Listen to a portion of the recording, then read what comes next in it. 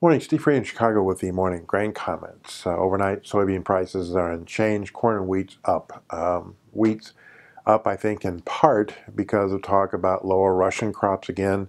And also, we noted that for the first time in quite a while, U.S. Gulf export prices in wheat are below the European and Russian offered FOB values. So I don't know if that means any business, but it may have caused a little bit of short covering in the wheat market overnight. And wheat's been all over the place. Last Friday we were up because of the talk about a lower European crop.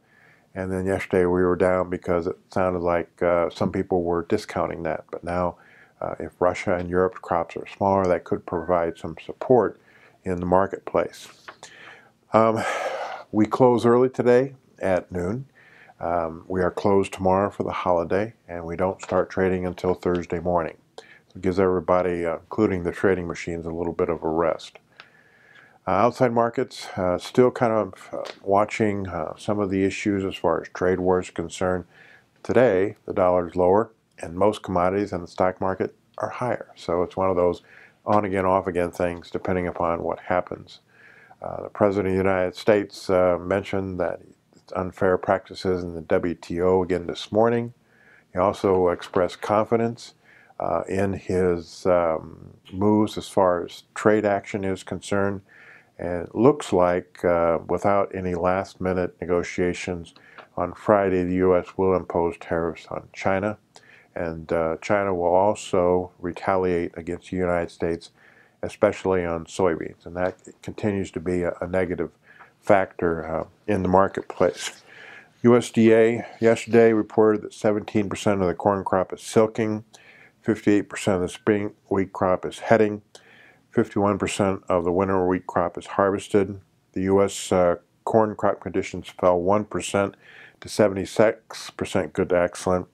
Beans were down 2 at 71% good to excellent. Spring wheat was unchanged at 77% good to excellent.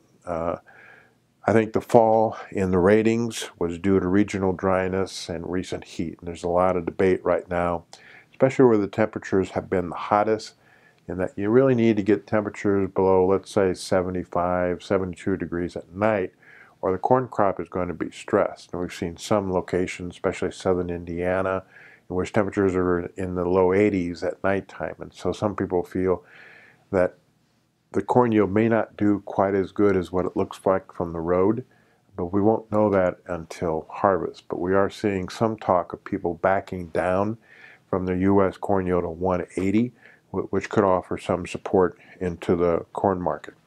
The trend, below normal rainfall expected across the Midwest and Delta over the next 2 weeks, and variable temperatures. Heat will exist for the next 2 to 3 days, then back to seasonal lows for the weekend and return to heat in the 7 to 15 day period. High pressure ridge looks to retrograde westward in the next 7 to 8 days, and then rebuild in the east again 11 to 15 days. So all in all, it looks like if I'm a corn plant, this is an okay forecast.